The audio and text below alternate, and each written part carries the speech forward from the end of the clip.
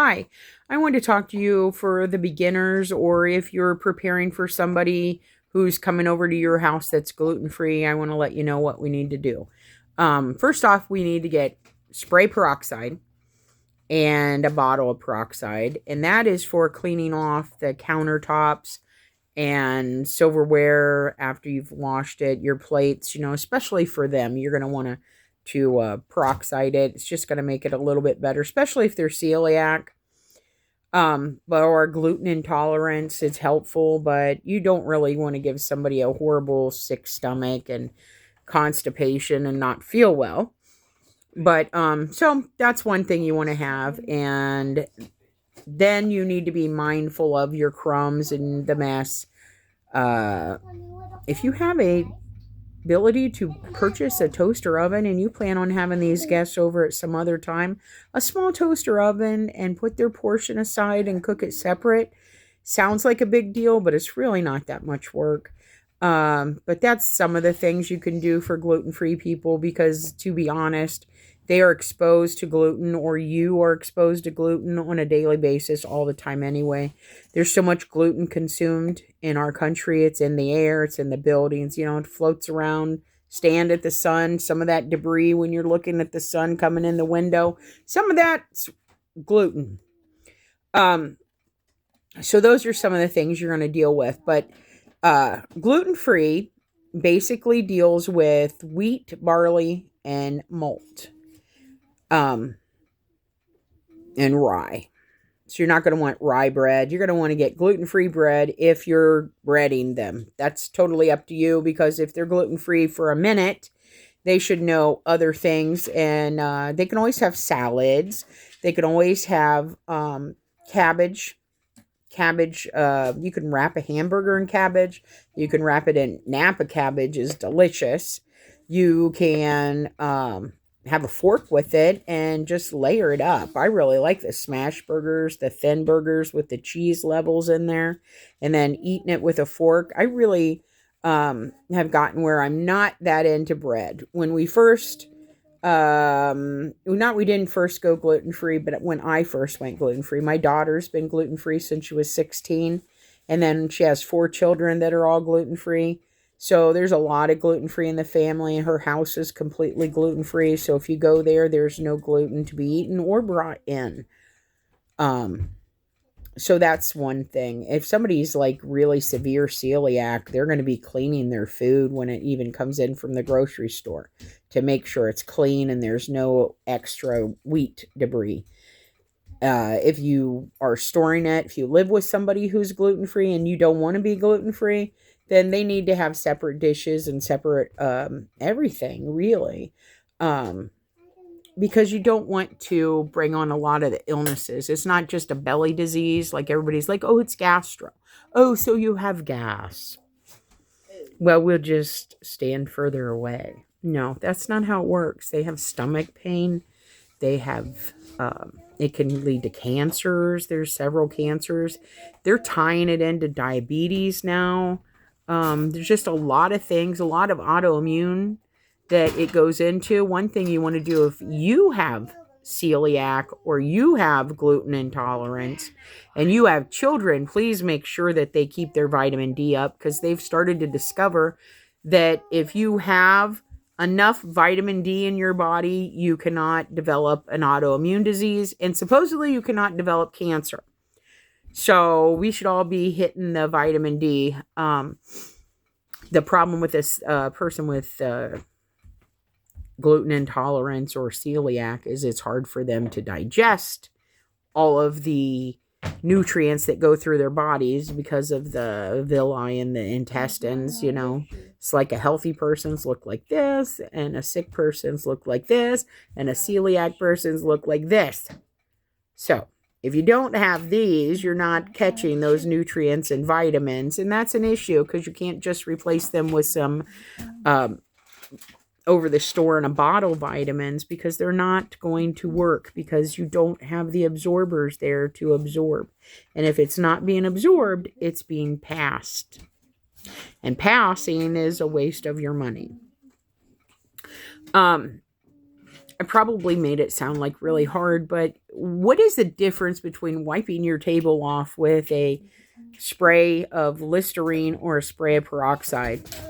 There's not any difference. It shouldn't bother you to just clean with peroxide. You can do it extra. Wipe it off with Listerine. Wipe their spot off with peroxide.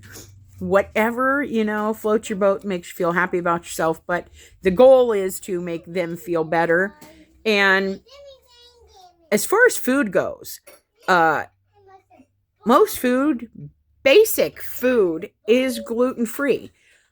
Every vegetable, except for possibly corn or rice. We don't know, because we sure do love corn and rice, and we really don't want to give it up. So they can keep coming out with some more research on that before we decide they're correct. But basically every vegetable is gluten-free. So you've got asparagus, because you want your cruciferous. So you got asparagus, you got Brussels sprouts, you got cauliflower, cabbages, tomatoes. Everybody says, well, anti-inflammatory. There's some question. If you have a reaction to a tomato, don't eat it. That's my idea. And then we have cucumbers, squash, potatoes, name one, avocado. There are so many onions, mushrooms. There's so many things that you can find that you shouldn't have a problem putting out a dish of. Now, what you put on it becomes a question. You're going to look at your spices. What do they say that they're gluten-free? When you look in the allergy section, if it doesn't say gluten-free and you're dealing with somebody who's gluten intolerant, look and see if it says it contains wheat or allergy, caution, wheat, barley or rye, malt. Look and see if that is one of the, and then don't use it. Salt and pepper are gluten-free. Salt, pepper, garlic. But people do put things in there. If somebody is celiac, you want to get the ones that are McCormick. They are, they put it out there and market the fact that theirs are gluten-free. Most cases, majority, probably like 98% of their stuff is gluten-free. So, but you want to look, because there are like taco seasoning becomes an issue. But you can make your own taco seasoning by throwing in a few spices that you have in the cupboard. It's not that hard. So you have, that's the complication. Butter, dairy products are gluten-free, although they may not be lactose-free. And, if your person has lactose issues, they should mention that to you, or you should already know it. So now you go meat. Meat is gluten-free. Even if that animal ate gluten, it's gluten-free. So any meats, beef, pork, chicken, fish, it just goes to what you're putting on it. So if you're concerned at all, set theirs aside, salt and pepper it, let them have it that way.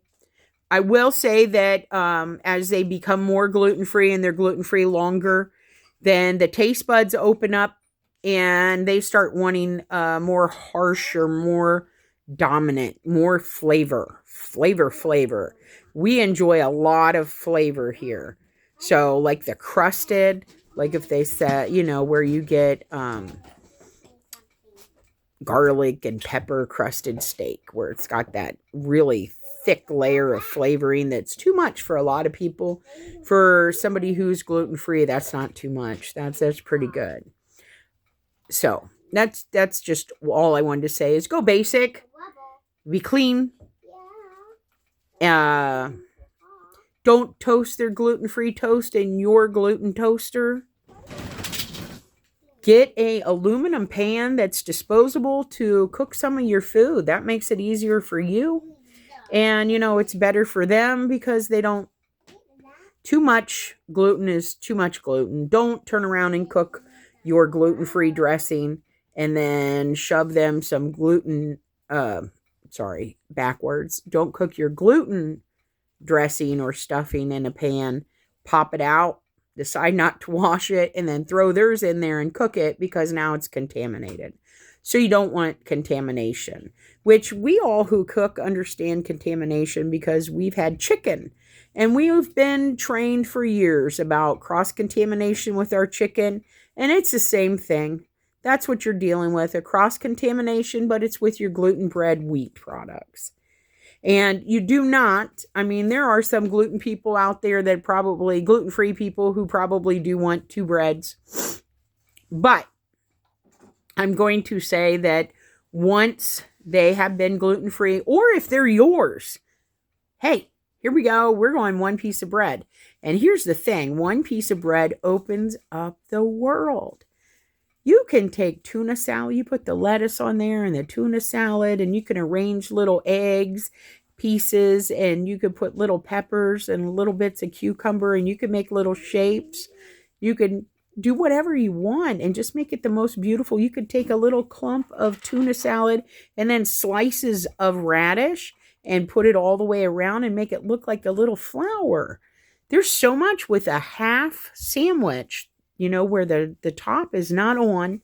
You can expose all the goodies and they look delicious.